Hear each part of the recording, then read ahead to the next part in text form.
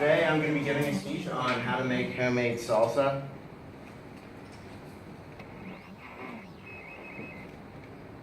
So the people that make famous salsas, I pulled up some of the recipes and I wanted to compare them to the recipe that I'm going to be making.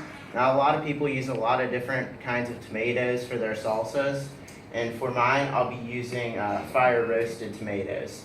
So, but I've read that there was like green tomatoes, and then there were some sweeter tomatoes that I was reading about too as well, that Paula Deen's salsa was specifically. So, and then I'll get in. So there are all the ingredients. Now what I do is first, I open the first can and I pour it in here, and I'm going to be grinding up this first can. And the goal is to make sure that it's grinded up a lot and it's not too chunky, but you don't want it to be so much grinded up to where it becomes soupy. So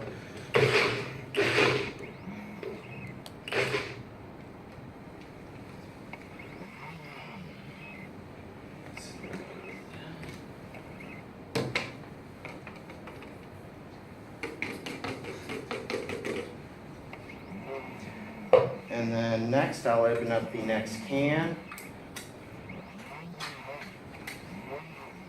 And this part I will be mixing all the ingredients together with this can of the tomatoes.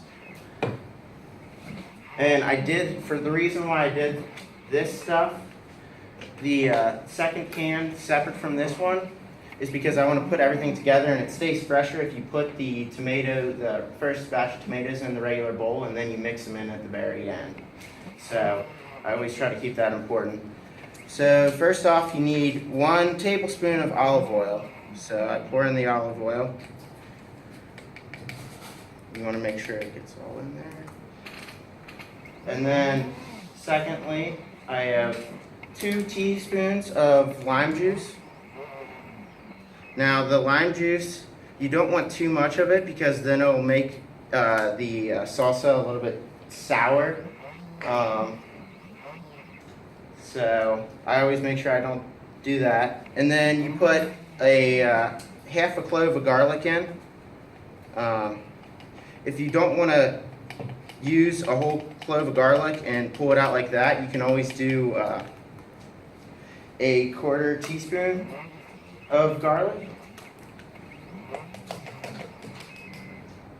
A lot of people don't like garlic too, so I try to use less than what most people use. And also I put in 3/4 for a teaspoon of kosher salt. I prefer the kosher salt. I just think it tastes a lot better than putting in like regular salt. And then also another big ingredient for me would be the onion. Now the onion, I normally split it, but it's 1/4 of an onion. Normally I split it in half, but it's fine to put it in even at a whole 1/4 of a sweet onion. So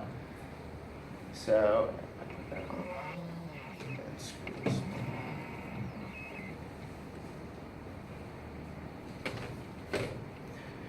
And then make sure you do it about 3 or 4 quick times. You check to see if it's all grinded up. You want to make sure that the onions are all grinded up, because then it doesn't have the consistency throughout the whole bowl, just because it'd be too chunky and you don't get as much onion then. So do it about that many, and then I pour it in. Now this salsa is good because it's not as spicy as most salsas. So a lot of people tend to like this more than other kinds. I also made another batch that I'm just going to mix in with it. So, but what I saw was a lot of the salsas were very centered towards like certain kinds of people that like certain things. But this one, I like this one because a lot of people like this one because it's so general. And there's not too many things that people are picky about, so.